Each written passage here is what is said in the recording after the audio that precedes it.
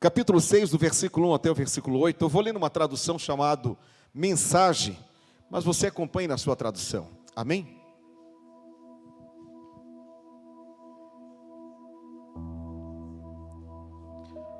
Você que encontrou, diga amém. Você que não encontrou, diga espera um pouco.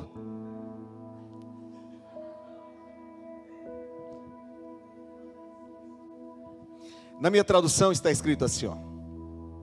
No ano que o rei Uzias morreu, eu vi o Senhor sentado num trono, elevado e exaltado. A aba do seu manto encheu o templo. Os serafins paravam acima dele, cada um com 6 asas.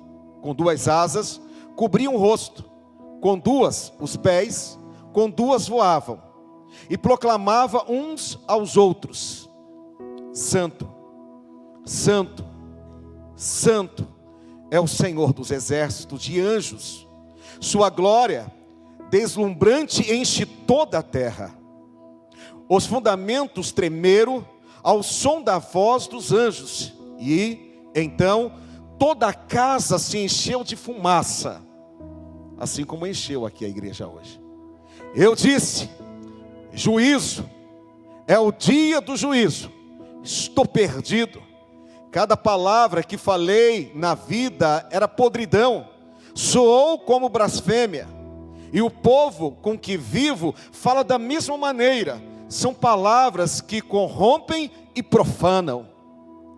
E agora, olhei diretamente para Deus, o Rei, o Senhor dos exércitos de anjos. Então um dos serafins voou até mim. Ele segurava na mão a brasa que havia tirado do altar, com uma tenaz. Tocou minha boca com ela e disse: esta brasa tocou seus lábios. Sua culpa se foi, seu pecado foram apagados. Então ouvi a voz do Senhor: a quem enviarei? Quem irá por nós? Foi aí que eu respondi: eu irei, envia-me. Feche seus olhos e diga: Senhor, nessa noite eu já ouvi a tua voz, já senti a tua presença. Sei que o Senhor está presente aqui. Continue falando comigo, ministrando a minha vida, meu coração, me edificando, me renovando, me restaurando, através da tua palavra, no nome de Jesus, amém. Amém? Irmãos, o capítulo 6 aqui que nós lemos do profeta Isaías, ele é a entrada para a história, para o ministério do profeta Isaías. Embora já encontramos aqui no capítulo 6, mas aqui essa história da vida dele, do profeta, do ministério dele, começa a partir do capítulo 6, começa aqui, inicia aqui. E a experiência que Isaías tem nesse texto, nesse capítulo que lemos, é uma experiência que todo cristão deve ter.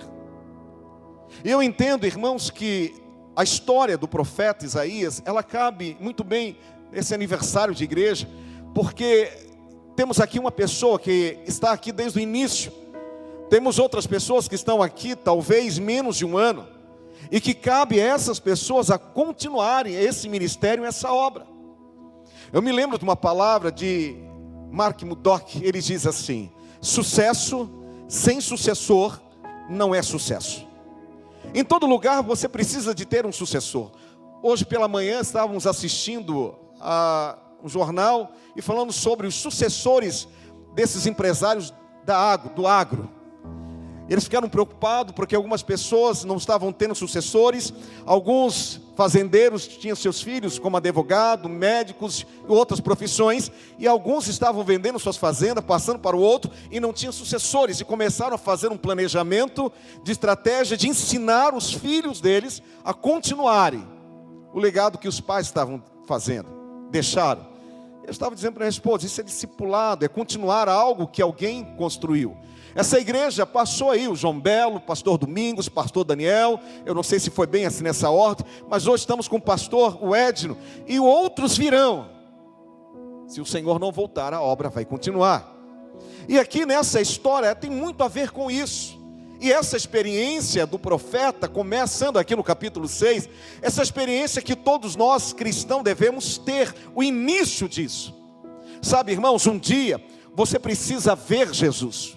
Um dia você precisa enxergar Jesus.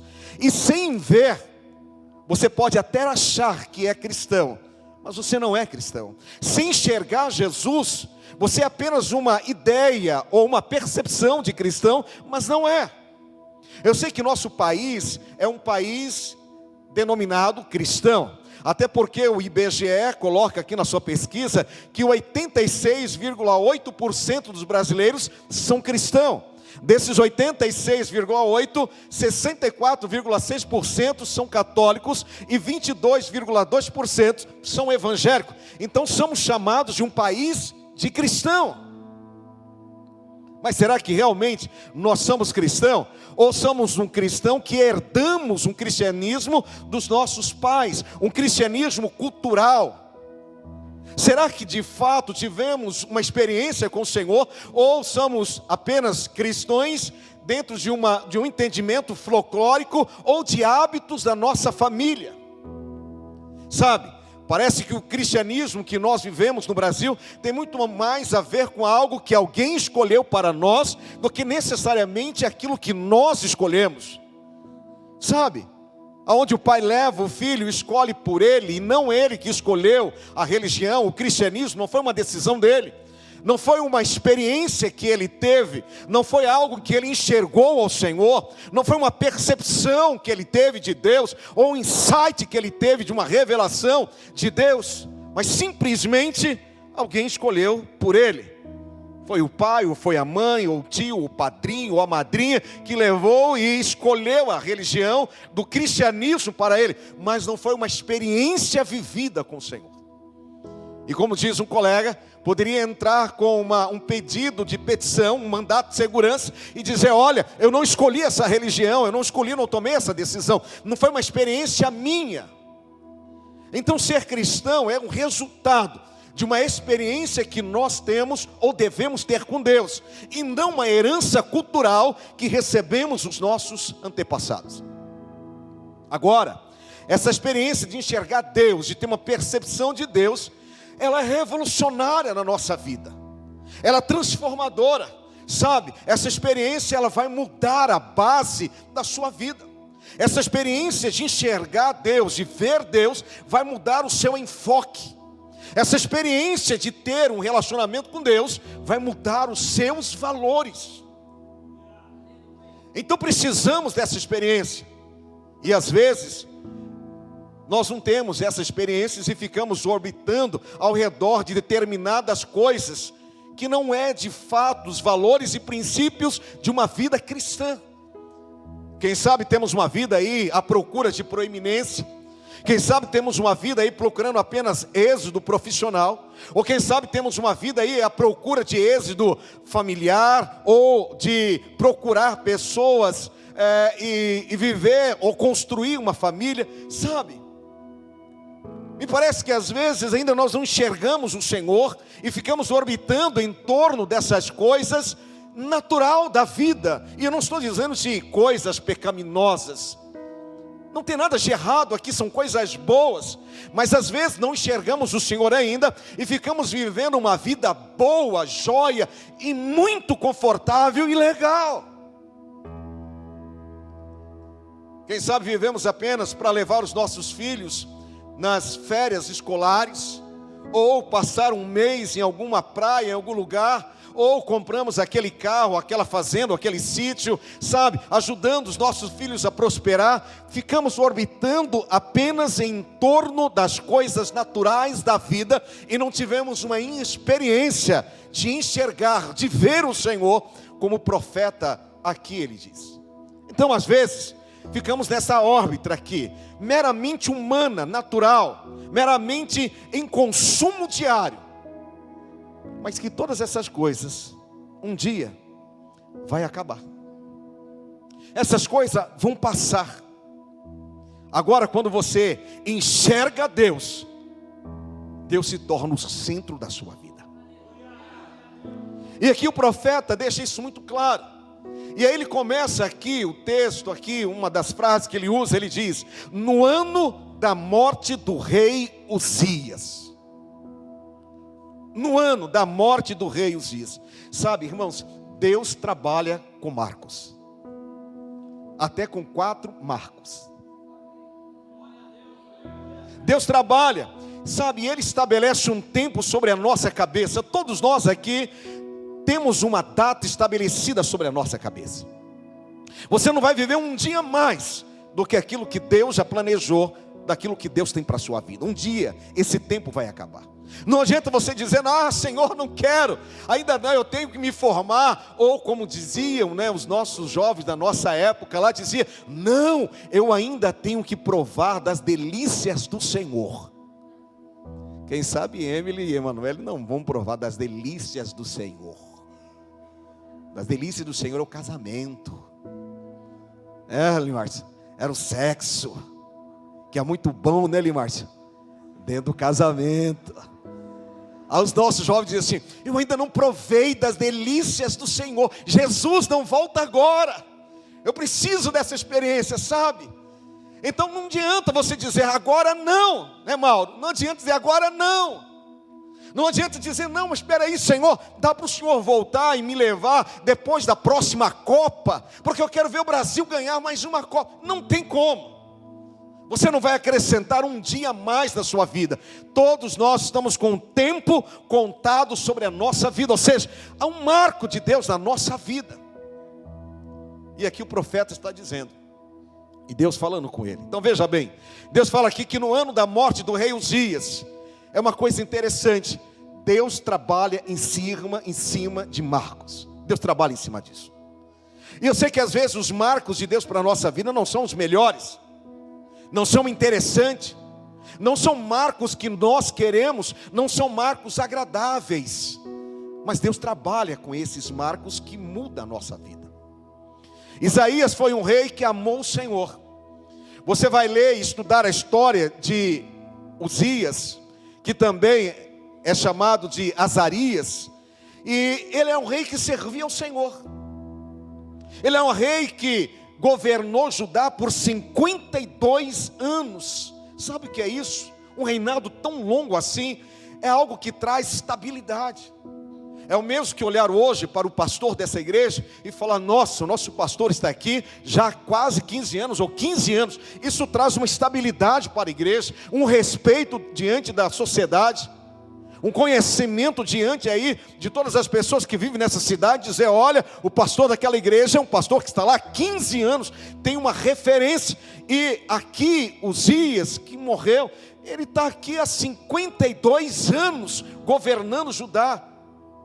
Sabe, o que me parece é quando você olha para a história da monarquia e você vê lá a história da rainha Vitória, que governou o Reino Unido por um longo período, meado do século XIX, morreu em 1901, sabe, trouxe tanta estabilidade para aquele país. As pessoas estavam acostumadas com a rainha. Você nasce, você cresce, ela está lá ainda governando, reinando. E aqui Uzias era um rei que amava o Senhor, estava lá 52 anos. Amava o Senhor, servia a Deus, temia a Deus, e isso foi por 52 anos. Você ter um rei que é amado por uma nação, que agora o rei, a Bíblia diz que ele morre. O rei morreu. Que coisa interessante, Deus usa um marco aparentemente negativo para mudar a realidade do profeta Isaías. Foi nesse ano da morte do rei Uzias, foi nesse ano que algo acontece na vida do profeta Isaías. Um marco nada agradável, nada interessante. Um dia em que perdemos o nosso rei, que estava nos governando por 52 anos. Às vezes Deus vai usar marcos na sua vida, que não é muito bom, que não é muito agradável. Pode ser marco negativo. Pode ser aquele ano em que você vai dizer: olha, foi o ano em que eu perdi o meu emprego. Foi o ano que eu fui mandado embora daquela empresa que já estava lá há 30 anos. Foi naquele ano que eu perdi o meu pai. Foi naquele ano que eu perdi a minha mãe. Olha, naquele ano que eu perdi o meu melhor amigo. Sabe, quem sabe foi um ano triste, quem sabe foi um ano difícil. Mas aqui é interessante que foi um ano de marco para o profeta Isaías. E também pode ser um marco na sua vida. Um marco negativo, de instabilidade, de insegurança. Então veja bem, no contraponto dessa situação, no contraponto da morte do rei Uzias, no contraponto dessa situação, a Bíblia diz que Deus se revela de uma maneira assombrosa ao profeta Isaías. Ele se revela e se manifesta. Então no ano da morte do rei Uzias, Deus estabelece esse marco, para que você possa colocar o pé e dizer, foi nesse ano, aqui tem um marco. Eu quero perguntar para você, nesse ano, nesse marco, ele diz, no ano da morte do rei Uzias, eu vi o Senhor, eu enxerguei ao Senhor. Deixa eu perguntar para você nessa noite, você já viu o Senhor? Você já enxergou o Senhor? Eu não estou falando daquela visão aberta que você vê e enxerga até a silhueta dele. Não, não é isso. Quando eu era adolescente eu queria ver anjos. Quem aqui gostaria de ver anjo nessa noite? Levante a mão, diga amém, eu quero. Ok, olhe para mim. É um anjinho, é fiote de anjo ainda, mas estou crescendo. Sabe, quando eu era adolescente eu queria ver anjo. Íamos para a vigília de oração, nós queríamos ver anjos. Mas sabe, para que você quer ver anjo? Sabe, muitas pessoas vivem nesse misticismo, querendo ver, mas a pergunta é, para que você quer ver anjos? Tem pessoas místicas que dizem, não, eu quero ver, porque vai que um irmão vai lá na minha casa, eu vou falar assim, olha irmão, está vendo aqui? Isso aqui é a pena do anjo Gabriel. Ele veio aqui na semana passada, eu arranquei uma pena dele, coloquei aqui como decoração na estante. Aí todo mundo que chega em casa, está vendo ali, ó, é a pena do anjo Gabriel. Tem pessoas místicas, quer ver, para quê? Eu quero ver anjo porque eu quero arrepiar. Sabe, tem 3 tipos de arrepios. Lá no livro de Jó diz que um espírito passou perto dele e arrepiou o corpo dele. É uma forma de arrepiar.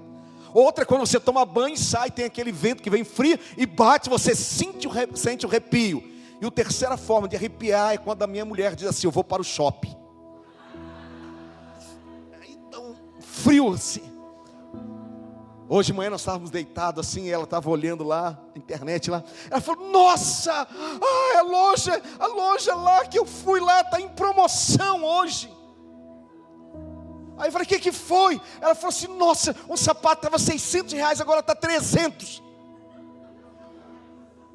Eu acho que ela nem precisa, mas está na promoção, tem que comprar. Então dá um arrepio, então não preciso ver anjo para arrepiar. É só minha mulher falar assim, eu vou para o shopping, aí já... E não é o reteté não, né? Aquela coisa, é frio mesmo, a espinha. Sabe, algumas pessoas querem ver anjos. Aqui ele está dizendo que ele viu, foi um ano de marco, foi um ano de revelação que teve uma consequência. Eu quero chegar lá. Então todas as unções, todas as experiências de Deus, ela tem um propósito. Ela tem um objetivo, não é somente para você falar e encher o peito, dizendo que você teve uma visão aberta de ver um anjo. Tem uma revelação, tem um propósito, tem um objetivo nessas unções e nessas experiências que nós temos com Deus. Agora veja bem, quando você vê o Senhor, quando você enxerga o Senhor, essa visão do Senhor aqui tem a ver com Ele revelar quem Ele é, e tem a ver com Ele mudar o seu caráter, mudar a sua vida, transformar a sua vida. Ver o Senhor tem a ver com Deus revelar Jesus dentro do nosso coração, de ter uma experiência profunda e transformadora com o Senhor. Não é algo natural, sabe irmãos, é algo sobrenatural. Não é coisas apenas humanas, né? E Deus não vai sustentar essas coisas tolas da nossa vida, não. Algo que tem a ver com transformação de vida. com a história daquele traficante de escravos chamado John Newton, que durante o naufrágio do seu navio negreiro, em 1748, vendo ali centenas, milhares de vidas sendo arrancadas com todas as raízes lá da África, por fazer esse tráfico de escravo, ele se converte, Deus entra na vida dele, ele vê o Senhor e é transformado a vida dele. E ele escreve uma música linda, cantada em vários países, traduzidas em várias línguas, chamado Graça Maravilhosa.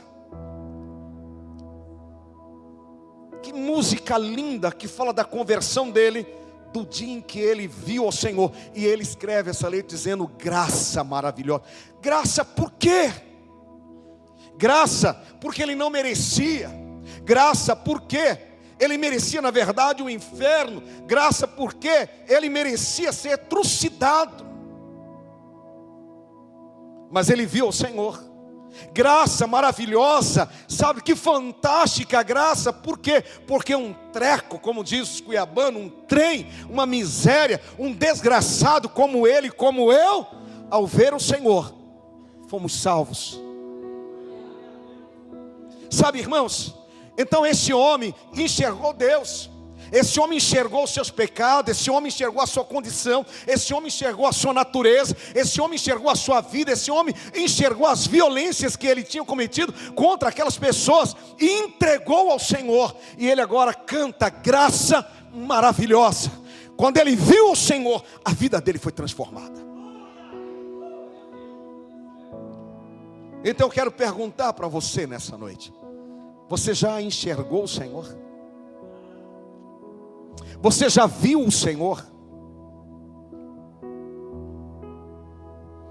Se você ainda não viu o Senhor, você não se vê.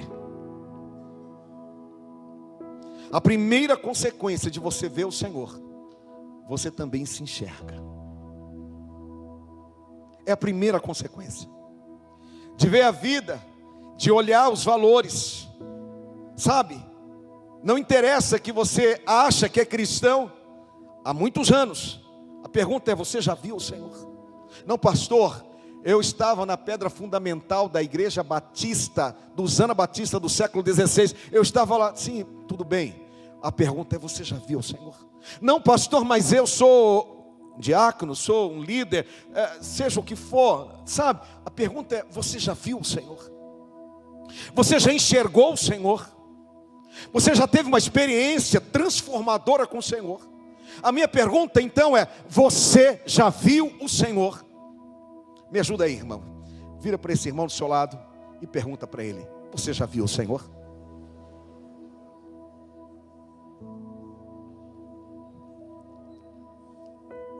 O que é interessante, quando você vê o Senhor, você vê a sua condição. Quando você vê o Senhor, você vê o trono dele. Que condição é essa, pastor? Quando eu vejo o Senhor, eu vejo a minha condição de insubmissão, eu vejo a minha condição de arrogância, eu vejo a minha condição de petulância. Quando eu vejo o Senhor, eu me enxergo. Sabe por que muitas pessoas julgam outras? Porque não viram o Senhor. Porque a hora que você vê o Senhor, você vai se enxergar. Porque ver o trono, o que significa isso? Significa que quando eu vejo o Senhor, vejo o trono, eu vou me submeter, eu vou me dobrar, eu vou me curvar diante dele. São resultados de ver ao Senhor. A Bíblia então aqui começa, e ela diz aqui no versículo 3, ele diz que os anjos estavam ao redor e clamavam: santo, santo, santo é o Senhor dos exércitos, toda a terra está cheia da sua glória. Duas coisas se percebe aqui: não tem jeito de servir a Deus que não é apenas uma vez santo, mas é 3 vezes santo. Santo, santo e santo. O que significa isso? Quando você percebe a santidade de Deus, você vê a sua inadequação de servir a Deus de qualquer jeito. Olha, mas eu estou servindo ao Senhor. Eu estou inadequado, porque eu estou servindo de qualquer forma. Sabe qual é a consequência disso? É consequência de você ver a santidade dele e entender que não dá para você permanecer vindo ao prédio da igreja, reunindo com a igreja, adorando a Deus, mas empurrando com a barriga, como diz o senso popular, o senso comum. Vai levando com a barriga. Você é crente? Sou cristão? Sou. Passou IBGE lá, qual que é a sua religião? Sou cristão. Não dá para você, quando você vê a santidade de Deus, você percebe a sua inadequação. Estou inadequado. Você percebe a santidade dele. Então veja bem, não adianta você falar como eu vejo algumas pessoas dizendo: olha, mas eu não mato, eu não roubo, eu não xingo, eu não minto, sabe, eu não faço essas coisas. Peraí, quando você vê a santidade do Senhor, você vai ver coisa interior da sua vida. Não é mais essas cascas grossas, irmãos, que nós temos quando nós convertemos ao Senhor. Deus começa a olhar para as nossas coisas mais interior. Essas coisas de casca grossa, de matar, roubar, mentir, essas leis, elas são início da nossa vida cristã. Mas Deus começa então a olhar para dentro de você, das suas motivações. Por que você está fazendo isso? Para quem você está fazendo isso? Qual é a motivação? O que você está buscando? Sabe, irmãos, aí nós começamos a ver a nossa iniquidade. Começamos a ver as coisas que estão enraizadas dentro de nós. E já não é mais a casca grossa que nós batemos no peito e falamos: olha, eu levo uma vida de santidade, eu não mato, não roubo, não fumo, não bebo. Sabe, não é mais essas questões. Deus começa a checar agora as suas motivações. Deus começa a mostrar como você julga as pessoas facilmente. Deus começa a te mostrar como você é um perfeccionista, não de uma forma positiva, mas de uma forma que você descarta facilmente as pessoas que não se enquadram dentro do seu padrão de perfeito, de justo. Deus começa a checar o seu interior, o seu coração, coisas que ninguém sabe. O seu vizinho aí de banco não sabe, só você e Deus. Não é aquelas coisas que você diz: não, mas eu sou justo. Sabe, não é a justiça mais humana, até porque o profeta Isaías, lá no capítulo 64, versículo 6, ele diz que as nossas justiças são como trapo de imundícias. Você sabe o que é um trapo de imundícia? Talvez só as mulheres acima de 50 anos sabem o que é um trapo de imundícia. As mais jovens não conhecem isso. A irmã Vera sabe muito bem o que é trapo de imundícia. A tradução de trapo de imundícia era que as mulheres daquela época, e as nossas também, já acima de 50 anos, usavam não absorvente, elas usavam um paninho no dia da menstruação. Então cortavam um paninho, dobrava, e as mulheres então continham o fluxo menstrual com um paninho. Não é mesmo, irmã Vera? As duas Veras aí são desse tempo. Eu vivi numa casa com 8 mulheres, a minha mãe mais 7 irmãs, fora os meus irmãos. Eu sou caçula de 12 filhos. E que chegava lá no quintal, tinha os paninhos estendidos. Elas lavavam o paninho, mas nessa época não lavavam os panos. O pano as mulheres usavam em dia de menstruação e jogavam fora para apodrecer. O fato de nós acharmos que somos justos demais, porque não matamos, não roubamos, não fazemos isso, essa justiça para Deus é como trapo usado em dia de menstruação, jogado fora para apodrecer, ou seja, não vale nada. Deus começa a checar o nosso interior. Ele vai mais fundo das coisas que ninguém sabe, ninguém vai me julgar. Sabe, é aquela questão em que o Senhor Jesus eleva o padrão. Ele diz: na lei é preciso haver o ato físico, mas na graça, somente de pensar, você já cometeu pecado. Ou seja, Ele eleva o padrão, Ele checa aonde ninguém vê, aonde ninguém sabe. Sabe, irmãos, até a hora de fazer coisas boas, às vezes as nossas motivações são equivocadas. Diga aí os dias de bazares que temos nas igrejas, aonde as irmãs pegam as roupas. Elas não pegam as roupas de fato. Estou dizendo algumas, né? Não é todas. Tem as irmãs, são corretas. Mas aquela motivação não é doar, não é ajudar, não é investir na vida de alguém, mas é limpar o guarda-roupa, daquelas roupas que está atrapalhando, porque as novas têm que estar colocadas ali, não pode amassar. Aí tiramos aquela que não gostamos e entregamos, e sentimos que estamos ali fazendo uma coisa boa, mas na verdade tudo que queremos é limpar o nosso guarda-roupa. Sabe, essas motivações que nós fazemos, coisas na igreja, corremos para cá, corremos para lá, Deus começa a checar as nossas motivações. Isso é um resultado de ver ao Senhor e de se enxergar, não nas coisas grossas da vida, mas nas coisas interior. É o mesmo quando damos uma esmola e enchemos o peito e falamos, está vendo, eu dou esmola, mas aí você vai ver, é R$1, R$2 que entregou, e a pessoa se acha orgulhoso por ter dado esmola. Sabe, essas coisas. Então veja bem, Deus começa a revelar o que é importante para você. Aí finalmente aqui no versículo 5, ele diz: profeta, ai de mim, ai de mim. Olha, ele viu o Senhor e agora ele se enxergou. Ele viu o Senhor, ele teve um insight do Senhor e agora ele se vê. E ele diz aqui, antes desse momento, antes da morte do rei Uzias, antes do momento dele ver o Senhor, ele nunca havia se enxergado. Antes desse momento, ele ainda não tinha se visto. Então, antes de dizer qualquer coisa, pergunte mais uma vez para esse irmão do seu lado. Pergunte para ele: você se enxerga? Você já enxergou o Senhor? Muda a construção da frase, para brincar com o irmão que está ao seu lado. Diga assim: olha, se você não enxerga, fala para ele assim: agora vê se enxerga. Tá, não tem aquela coisa, oh, mas vê se enxerga. Sabe, irmãos, então veja bem aqui o que acontece com o profeta Isaías. Isaías era um homem de Deus, consagrado ao Senhor. Então ele diz: então disse eu, ai de mim, estou perdido. Ele viu o Senhor, ele se enxergou, e ele começa a dizer: ai de mim, eu vi, eu enxerguei ao Senhor. Antes disso, ele não se enxergava. Ele não se enxergava que ele era um pecador. Ele não se enxergava que era tão fraco. Ele não se enxergava que era tão humano. Ele não se enxergava que era tão inclinado ao pecado, cujas bases que ele tinha, dos pensamentos, das intenções, das motivações, do que estava no coração dele, eram pecaminosas. Ele não se via dessa forma, ele não enxergava dessa forma.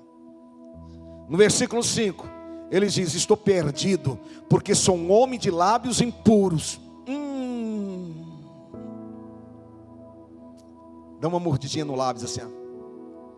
Morde os lábios assim, ó. Só não morde duro para não morrer envenenado. Dá uma mordidinha assim, ó. Se o profeta Isaías falou isso sobre ele, o que dizer de nós, de mim, de você? Sabe, ele começa a enxergar isso, ele começa a ver isso. Habitamos no meio de um povo de impuros lábios. Não apenas sou um homem de lábios impuros, mas habito, eu moro, eu me socializo no meio de pessoas de lábios impuros. E isso me faz pensar e perguntar: como é você lá no meio dos seus familiares, dos seus parentes? Como é você lá no meio dos seus amigos de trabalho? Sabe, amanhã, na segunda-feira, você vai chegar no meio de um contexto de pessoas que não estão aqui adorando a Deus, que não tem um linguajar como nós temos, que não tem valores, princípios cristãos, diferente, sabe? Como vai ser? Como vamos nos comportar diante dessas pessoas? O profeta está dizendo: eu sou um homem de lábios impuros, e habito no meio de pessoas de impuros lábios. E agora eu vi o Senhor, e eu me enxerguei os meus pecados, enxerguei a minha vida. Aí vai a visão: os meus olhos viram o Rei, o Senhor dos exércitos. Até aqui, ele viu o Senhor, ele enxergou os seus pecados, e até aqui o Senhor está calado. Até aqui Deus não falou absolutamente nada. Deus está em silêncio. Agora finalmente, a partir desse texto, Deus vai falar. Agora Deus vira para o profeta, aqui no versículo 8, ele depois disto diz: ouvi a voz do Senhor que dizia: a quem enviarei? Quem há de ir por nós? Que coisa interessante. Aqui Deus expressa o coração dele. Sabe qual é a mensagem do profeta Isaías? Se você leu o livro do profeta Isaías, é o livro que mais fala de Cristo, de capa a capa. É o livro que mais se parece com os evangelhos do Antigo Testamento. É o livro que muito se parece com os evangelhos. Aí você, vendo qual é a mensagem que ele queria que Isaías enviasse, vai passando, você vai lendo os textos e você vai ver, porque ele faz uma pergunta e Deus revela a ele. E aí você vai lendo os capítulos, Deus vai dizendo o que ele queria do profeta Isaías. Exemplo, no capítulo 7, no versículo 14, o Senhor diz: o Senhor mesmo vos dará um sinal, e eis que a virgem conceberá e dará à luz um filho, e lhe chamarás Emanuel. Essa é a mensagem que era para Isaías levar. Aqui Deus te revela a ele, aqui Deus fala para ele, depois dele ver o Senhor, dele enxergar o pecado dele se entender e se entregar, de ter uma mudança. Agora Deus diz: eu quero isso. Escuta, você que converteu por esses dias, ou você que já está na igreja, você já viu o Senhor, você já enxergou o Senhor, já houve uma mudança, uma transformação. Agora escuta o que Deus quer de você. O capítulo 9, versículo 2 ao 6, mas apenas o 2, o 6 diz assim: o povo que andava em trevas viu uma grande luz, e os que viviam na região da sombra da morte, resplandeceu-lhes a luz, porque um menino nos nasceu, um filho se nos deu, o governo está sobre os seus ombros, o seu nome será Maravilhoso Conselheiro, Deus Forte, Pai da Eternidade, Príncipe da Paz. Aqui Deus começa a revelar ao profeta: é isso que eu quero. Agora veja bem, Deus está dizendo: quem vai por mim? Quem vai revelar o meu coração? Deus começa a revelar para o profeta Isaías. Primeiro você tem que ver Deus, depois você tem que adequar a consequência de tê-lo visto, de andar como Deus quer que você ande, de adotar o coração de Deus. Você precisa entender isso. Antes de ir, eu preciso me adequar diante daquilo que Ele quer que eu faça. Deus então está aqui rasgando o seu interior, revelando para Isaías o que é precioso para ele. Deus está revelando o que é importante para ele. Deus está aqui revelando o que ele deseja, o que é amável por ele. E no capítulo 52, versículo 7, ele diz assim: que formosos são sobre os montes os pés. Os pés de quem? Dos que foram, do João Belo, do pastor Domingos, do pastor Daniel, do pastor Edno, do irmão Arcílio, da irmã Vera, dos que foram antes de vocês, e dos que hoje continua indo. Deus está dizendo: os seus pés são formosos, são lindos. Dá uma olhadinha para o seu pé aí. Se você quiser tirar o sandália, o sapato, tira o sapato, dá uma olhada. Não tem problema que está pintada a unha, que a unha está feia. Dá uma olhada. Deus está dizendo: os seus pés são lindos. Ô irmã, se seu marido não fala que seu pezinho é lindo, fala assim: pelo menos Deus olha para o meu e diz: os meus pés são formosos. Mas se você está indo, que formosos são os pés daqueles que foram aonde? Anunciar as boas novas. Ah, São José do Quatro Marcos, sabe que formosos, que lindo são os pés dos homens, das mulheres que foram. Mas pastor, a unha é torta, assim, é entortada para lá, é grossa. Mas Deus está dizendo: os seus pés são lindos. Daqueles que estão indo e levando aquilo que Deus revelou ao coração dele. No capítulo 6, versículo 8, ele diz: quem enviarei? Quem há de ir por nós? No capítulo 52, versículo 7, ele diz: que formosos, belos são os pés sobre os montes daqueles que anunciam o evangelho, que faz ouvir a paz, que anuncia coisas boas, que faz ouvir a salvação, que diz a São José do Quatro Marcos: o teu Deus reina. Isaías 53, 11. Ele verá o fruto do penoso trabalho da sua alma e ficará satisfeito. O meu servo, o justo, com o seu conhecimento, justificará muitos, porque as iniquidades deles levará sobre si. Sabe, quando você olha esses capítulos, Deus está revelando o coração dele, mediante aquele que respondeu a ele, dizendo: eis-me aqui. Deus está dizendo: quero que você vá, que você leve as boas novas. Quando é que ele olharia? No texto diz que ele olharia e ficaria satisfeito em ver o fruto do seu penoso trabalho. Quando é que aconteceu isso? O profeta Isaías profetizou há 700 anos antes de Cristo. E ele está dizendo que ele olharia, está falando de Cristo, da igreja. Ele olharia e ficaria ali alegre, feliz, por ver o resultado do seu penoso trabalho. Quando você se converteu, Jesus olhou para você, Jesus olhou para a sua conversão, Jesus olhou para a sua transformação, Jesus olhou e disse: valeu a pena. Quando o irmão Arcílio, montado naquele burrinho, vinha para a igreja, para o prédio da igreja, hoje ele pode, com essa barba branca, olhar e dizer: valeu a pena. O pastor Edno, há 15 anos atrás, ao chegar nessa igreja, ainda era ali. Pode agora, nesses 44 da igreja, olhar para cada rosto, para a missão lá da glória, e dizer: valeu a pena. Sabe, irmãos, é isso que o Senhor está revelando aqui ao profeta Isaías. Então fala para esse irmão do seu lado mais uma vez, me permita isso. Diga assim: olha, quando você foi salvo, encontrado por Jesus, Ele olhou para você, para a sua vida transformada, e Ele concluiu que valeu a pena. Sabe, irmãos, tem pessoas que dão trabalho para o pastor, que não é fácil.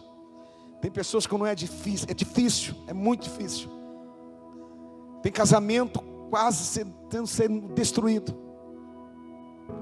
E esse trabalho de levar as boas novas, de continuar aquilo que o outro fez lá atrás, é um trabalho que vale a pena.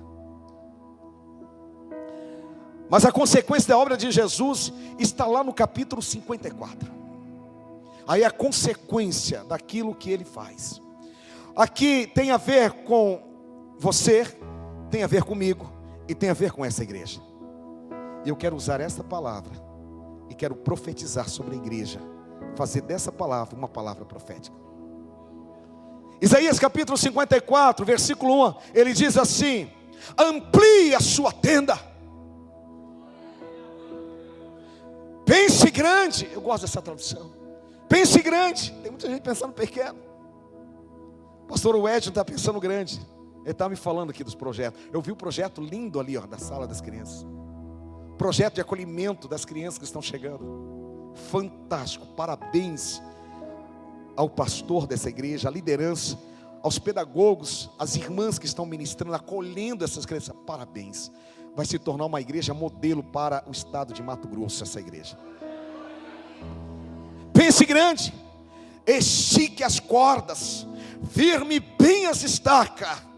Você vai precisar de bastante espaço para a sua família em crescimento.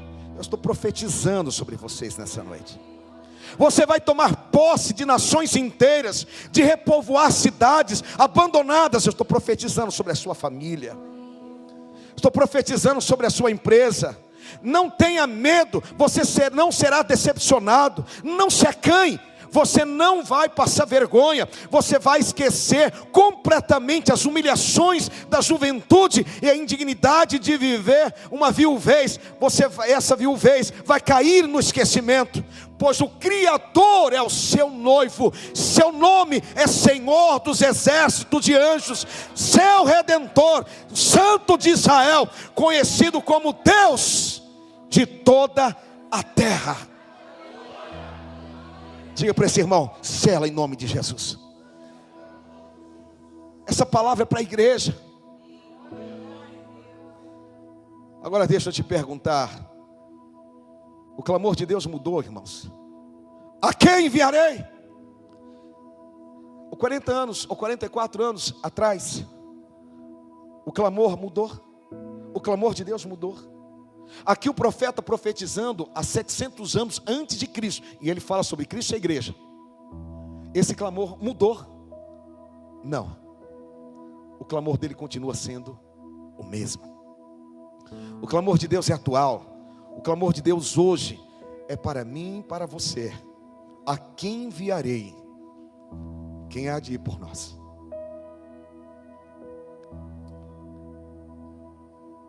Eu sei que às vezes nós pensamos que fazer missões é só sair do nosso estado, sair da nossa cidade, ir lá para a Mongólia, sei lá, ou fazer missões lá. Sabe, irmãos, você pode fazer missões no seu trabalho, você pode fazer missões na sua família, você pode fazer missões na sua faculdade. Eu pregava na minha sala, na faculdade, pregava para os meus colegas. Eu me lembro de uma jovem, foi uma das melhores alunas. Ela ganhou uma bolsa da faculdade como melhor aluna, revelação da faculdade, do nosso curso de psicologia. E depois ganhou uma bolsa como a melhor aluna, que correspondia a todos os cursos da faculdade. Ela foi a melhor de todas. Eu tive o prazer de fazer o meu estágio juntamente com essa pessoa. Mas ela não servia ao Senhor. Ela não foi a única para quem eu falei de Jesus, mas marcou a minha vida, porque ela não se converteu. Ela me perguntou uma vez assim, falou assim: Orlando, você acredita nessa questão de Deus, inferno? Eu falei: sim, acredito. Ela falou: eu não acredito em nada disso, eu acho que você tem que aproveitar a vida. E eu perguntei para ela: o que você fala de aproveitar? É sair, festa, drogas, mulheres? É isso que é aproveitar? Ela falou: é. Eu falei assim: mas e depois? Ela falou: Orlando, olha, depois que eu morrer, eu vou desintegrar no universo.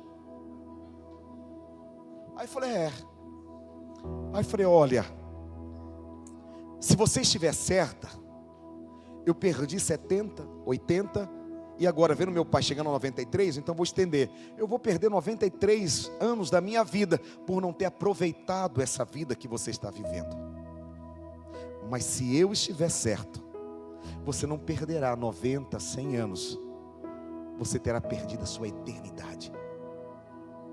Sabe, irmãos, aqui o profeta, ele recebe a palavra e Deus envia e abre o coração dizendo: é isso que eu quero. E nós precisamos continuar essa obra de 44 anos, continuar levando o evangelho. Ele está dizendo aqui: olha, ser um missionário não é somente no nosso trabalho, não é somente nossa família, na faculdade, mas em tantos outros lugares. Sabe, eu me lembro quando era garoto, eu queria pregar o evangelho, eu gostava, como seu pastor ama isso. Fizemos várias cruzadas evangelísticas, o pastor Edmo ama isso. Eu me lembro que eu saía do trabalho, tinha um vale transporte só, então andava longe para chegar na avenida lá, Fernando Corrêa, para pegar um ônibus para ir embora para casa. Eu me lembro uma vez que uma mulher ia indo na minha frente, era garoto. Eu falava: como é que eu vou abordar ela, como é que eu vou evangelizar ela? E tinha uma canção que eu gostava. Eu me lembro muito bem, essa mulher na minha frente, eu andando atrás dela, e fui cantando assim: a noite já é passada e tudo nos mostra que o dia já vem. E cada minuto que passa estamos mais perto de Jerusalém. Aí vem o refrão, né? Aí a outra parte diz assim: você, amigo que ouve esta minha canção, não queres ir também? Aceite a Jesus Cristo e você entrará em Jerusalém. Jerusalém, Jerusalém, breve nós subiremos, para sempre estaremos em Jerusalém. Ela não aguentou, ela parou e falou: guri, você é crente? Eu falei: sou. Sabe, irmãos, é levar essa palavra. Aqui Deus está revelando ao profeta. Primeira coisa, ele se revela, ele se manifesta. O profeta vê, ele enxerga o Senhor, ele olha, há uma mudança, uma transformação. Deus fala com ele, dá um clamor, ele diz: eis-me aqui. Quem enviarei? Diz o Senhor. Quem há de ir por nós? Diz o Senhor. Aí você que já ouviu, você vai dizer: então disse eu, eis-me aqui, Senhor, envia-me a mim. Agora dá uma olhada para o irmão e diz assim: para fazer o quê?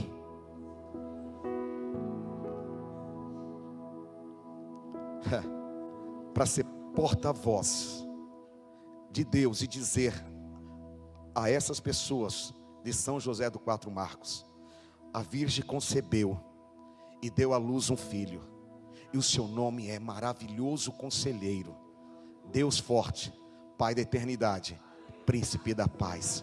Ele é o Emanuel, Deus conosco. Você pode aplaudir ao Senhor? Aleluias. Bendito seja o nome do Senhor Jesus. Aleluias. A palavra de Deus diz que ele nasceu para ter um governo, para resgatar aquele que habitava no vale da sombra da morte. Que a minha boca, que a sua boca sejam bocas de Deus, para responder esse clamor de Deus: a quem enviarei e a quem há de ir por nós. Eu quero convidar você nessa noite, para que você faça essa entrega ao Senhor. A igreja está completando 44 anos, porque alguém lá atrás, que não se enxergava, que à medida que enxergou o Senhor, teve uma experiência profunda e transformadora, mudaram a sua vida, ouviram um clamor de Deus, e foram e trouxeram o Evangelho a essa cidade, a famílias como essa que nós vimos sendo batizada. Mas hoje, essa é a geração que precisa responder ao clamor de Deus que foi feito lá no profeta Isaías, lá 700 anos antes de Cristo: a quem enviarei, a quem há de ir por nós. Mas primeiramente, preciso ver, preciso enxergar, preciso ouvir o Senhor, e preciso me adequar para poder ir e revelar aquilo que Deus pede para cada um de nós fazermos nessa noite. Eu quero fazer 2 apelos. Primeiro apelo: você já enxergou o Senhor?